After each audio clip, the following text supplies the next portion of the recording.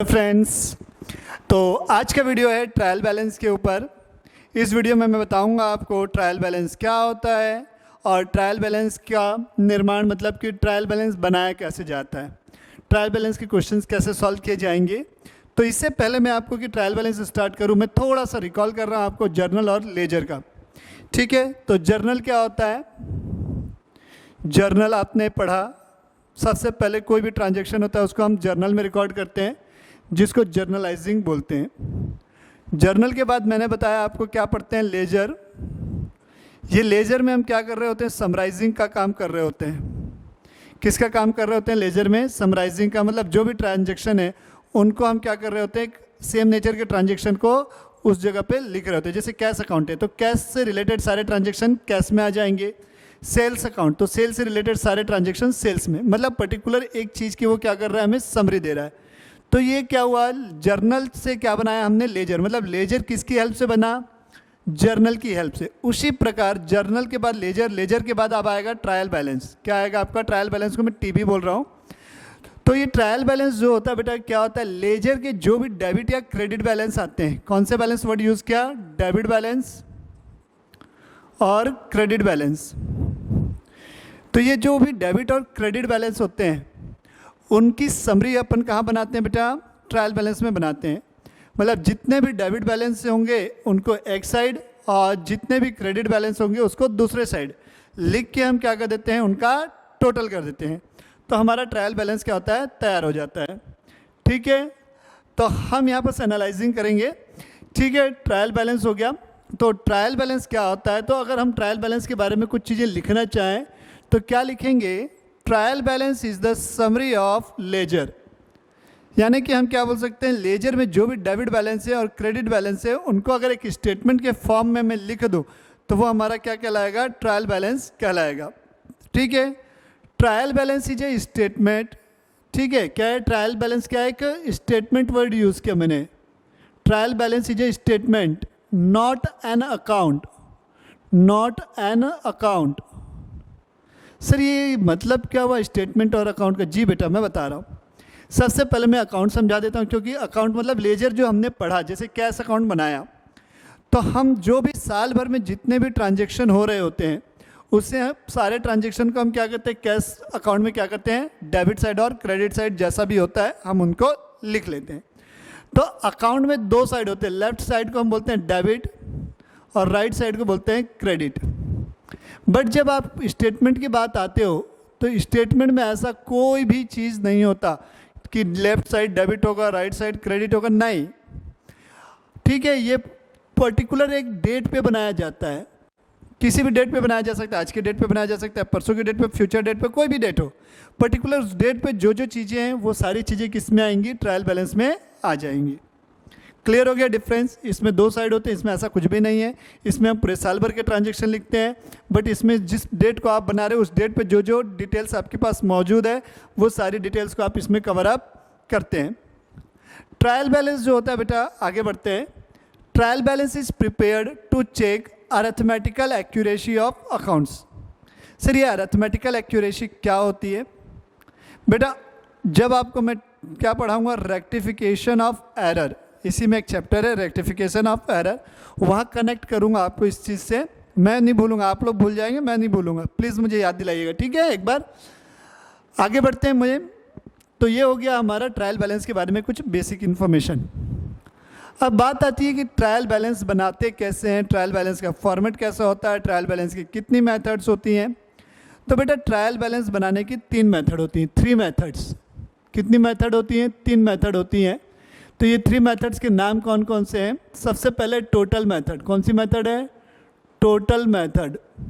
Total method जिसको मैं gross method के नाम से भी जानता हूँ। किसके नाम से? Gross. Gross method. Gross method. दूसरी होती है नेट मेथड, जिसको अपन बैलेंस मेथड भी बोलते हैं। Balance method, net method, net method. तीसरी होती है टोटल एंड बैलेंस मेथड।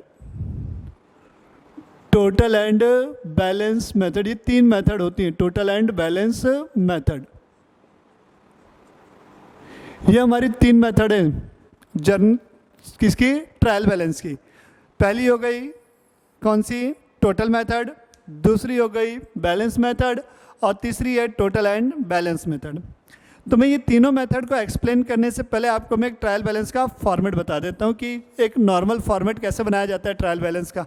हाँ सर बता दीजिए। तो ये सामने है बेटा, हेडिंग लिखेंगे अपन trial balance, please note down करते हुए चलिएगा आप लोग। तो मैं भी आपके सामने बना रहा हूँ, हेडिंग है ट्रायल बैलेंस, उसका फॉर्मेट है। तो पहला कॉलम लिखूंगा मैं पर्टिकुलर का, पहला कॉलम मेरा होगा पर्टिकुलर का, जैसा कि आप देख पा रहे हैं यहाँ पर मैं फॉर्मेट लिख रहा हूँ। पहला कॉलम होगा पर्टिकुलर का, ये रेड कलर की पेन से मैं लिख रहा हूँ, बेटा ध्यान दीजिएगा, आप लोग एग्जाम में रेड मत यूज़ कर लेना, ठीक है, एग्जामिनर का पेन है बेटा वो रेड कलर। पर्टिकुलर हो गया, मैं यहाँ लिखूँगा डेबिट और यहाँ लिखूँगा क्रेडिट, ठीक है। हाँ सर ये ठीक है, ये डेबिट का हो गया, ये क्रेडिट हो गया। चलिए डेबिट यहाँ छोटू सा लिख देता हूँ मैं, डेबिट, और ये हो गया क्रेडिट। तो जो भी आइटम डेबिट होंगे क्रेडिट होंगे उनको हम यहाँ पर लिखते हुए चलेंगे। तो मैं सबसे पहले बात करता हूँ डेबिट में क्या क्या चीज़ें आएंगी उनकी, फिर क्रेडिट में क्या क्या चीज़ें आएंगी उनकी। एग्ज़ाम में ऐसा कुछ नहीं है कि पहले डेबिट को एक साइड लिखेंगे और क्रेडिट को एक साइड, ऐसा नहीं, जैसा आइटम आता जाएगा वैसा लिखते चलेंगे।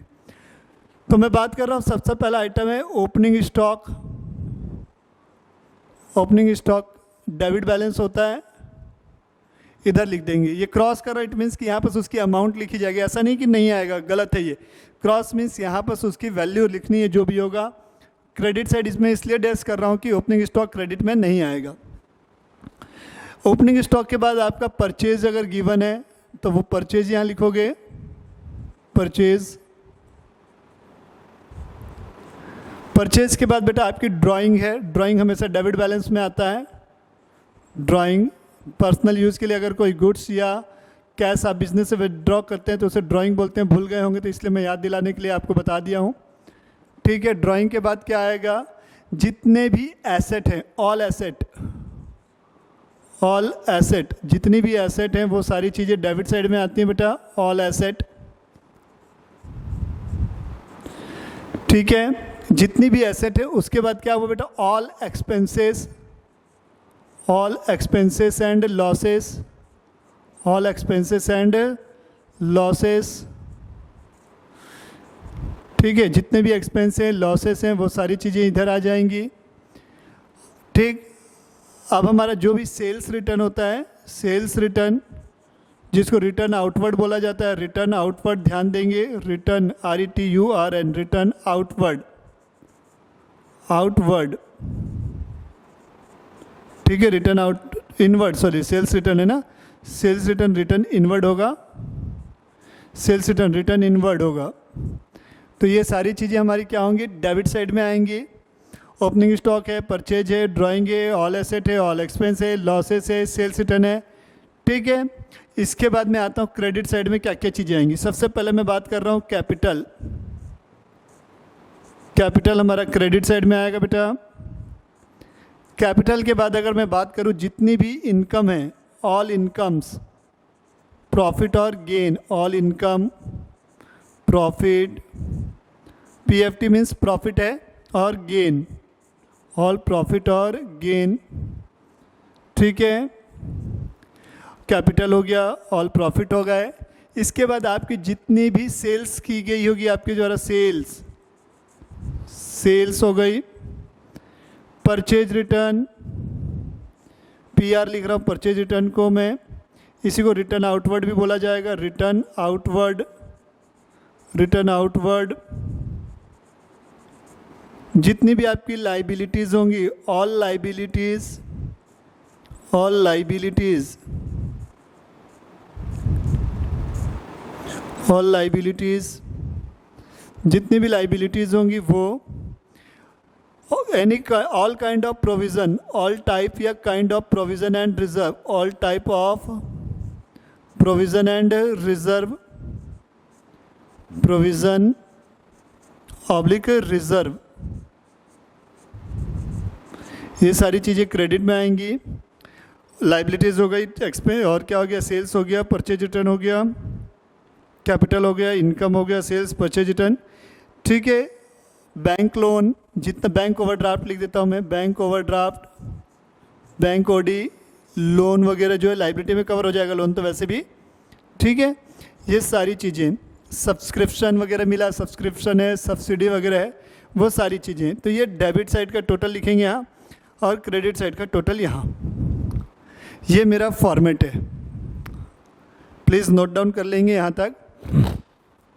तो मैं आगे बढ़ रहा हूँ, कुछ नोट्स बता रहा हूँ, प्लीज़ आप लोग वो नोट्स को नोट डाउन करते हुए लिखेंगे। नोट, वो नोट्स कौन कौन से, ध्यान से सुनिएगा। पहला नोट है ट्रायल बैलेंस का डेबिट का टोटल, ट्रायल बैलेंस के डेबिट का टोटल इज इक्वल टू क्या होना चाहिए, क्रेडिट का टोटल। क्या होना चाहिए, डेबिट का टोटल क्रेडिट के टोटल के बराबर होना चाहिए। ट्रायल बैलेंस के डेबिट का total is equal to, debit का टोटल इज इक्वल टू क्या, डेबिट का total is equal to credit का टोटल, क्रेडिट का टोटल, डेबिट का टोटल इज इक्वल टू क्या होना चाहिए, क्रेडिट का टोटल। पहला नोट, मतलब कि ट्रायल बैलेंस क्या होना चाहिए, मैच होना चाहिए। अगर मैच नहीं हो रहा है तो क्या करोगे, note number 1।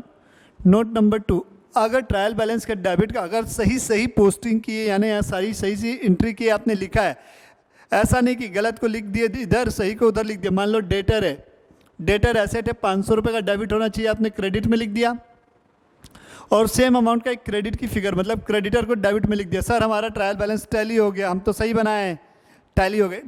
It doesn't matter कि ट्रायल बैलेंस टैली हो गया तो सही हो गई, तो मैं तो गलत आइटम को भी आगे पीछे लिख के क्या कर सकता हूँ, डेबिट और क्रेडिट में सेम अमाउंट को लिख के क्या कर सकता हूँ, टैली कर सकता हूँ। ऐसा नहीं, अगर आपने सारी चीज़ें सही लिखी हैं, उसके बावजूद भी आपका डिफरेंस आ रहा है, तब उस डिफरेंस को ट्रांसफर करेंगे सस्पेंस अकाउंट में। सस्पेंस अकाउंट में ट्रांसफर करोगे, सस्पेंस अकाउंट में। कौन से अकाउंट में, सस्पेंस अकाउंट में। तो इसका नोट में बोल रहा हूँ, if any difference is arise हो रहा है in trial balance, then that difference will be transferred into suspense account.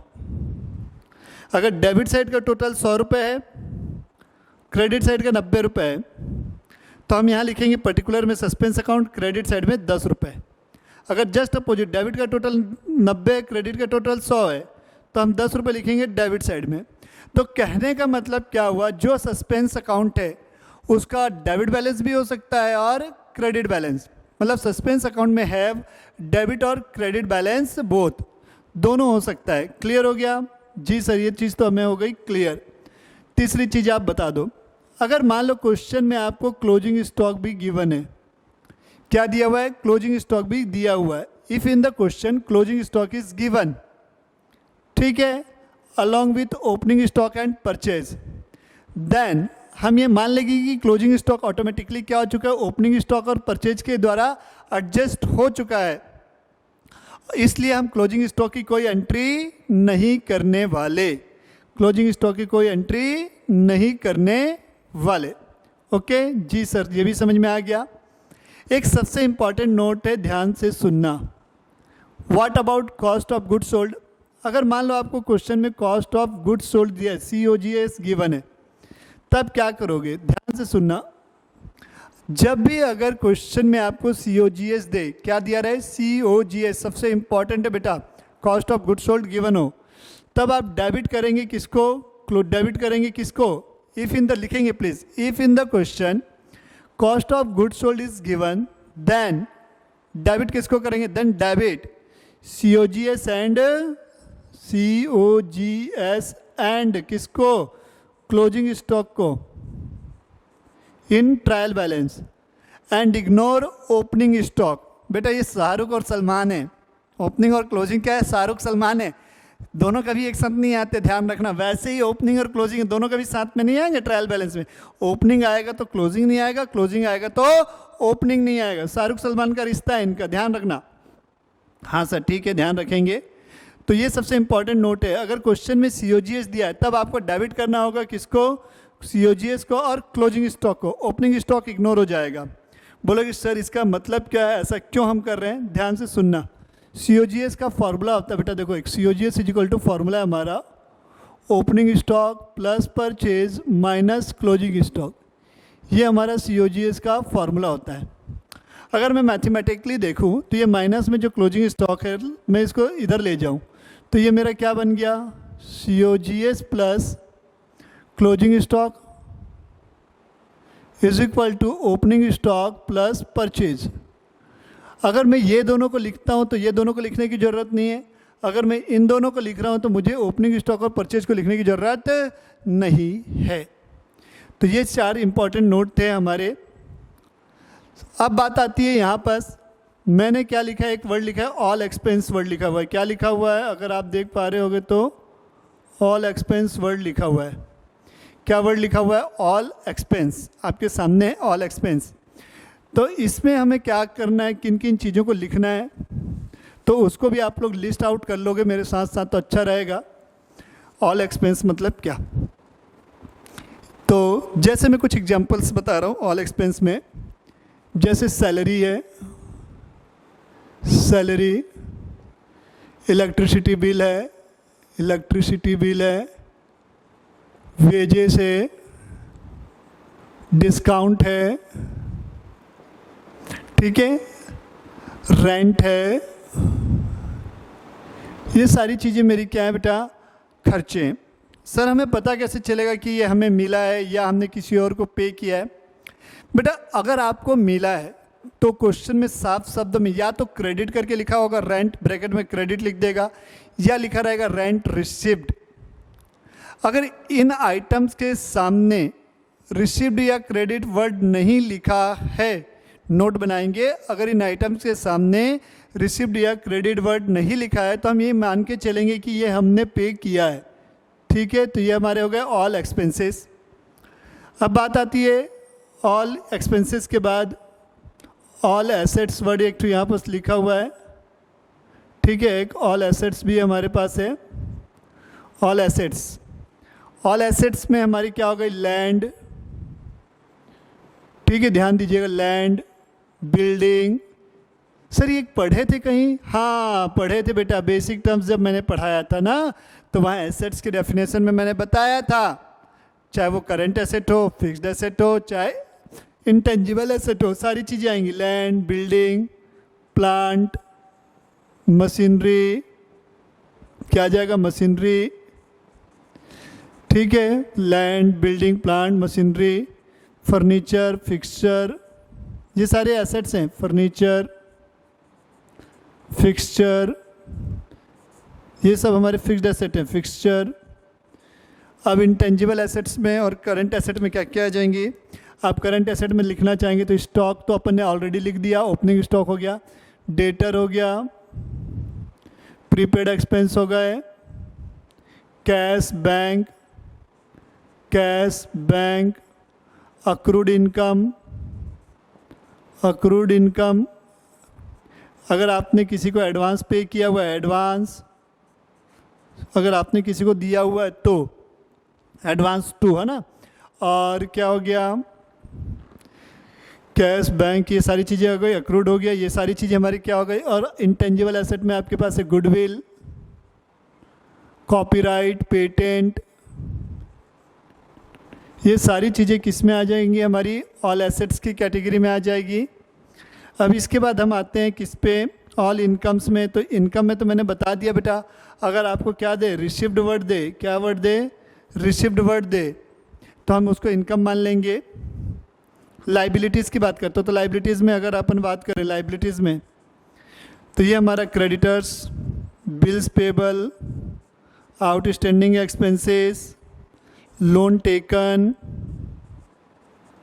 Loan taken, advance received, अगर आपने किसी से एडवांस ले लिया है तो वो आपके लिए लाइबिलिटी है, एडवांस रिसीव्ड, एडवांस रिसीव्ड, ठीक है। बैंक लोन हो गया, बैंक ओवरड्राफ्ट भी हो गया जो कि मैंने लिख दिया है। तो ये सारी चीज़ें किस में आ जाएंगी, हमारी लाइबिलिटीज़ में आ जाएंगी। और क्या क्या आ सकता है, एडवांस हो गया मतलब ये अनअक्रूड इनकम हो गई, अनअक्रूड इनकम, ठीक है। ये सारी चीज़ें मेरी क्या हो जाएंगी, लाइबिलिटीज़ में आ जाएंगी। और तो कुछ है नहीं।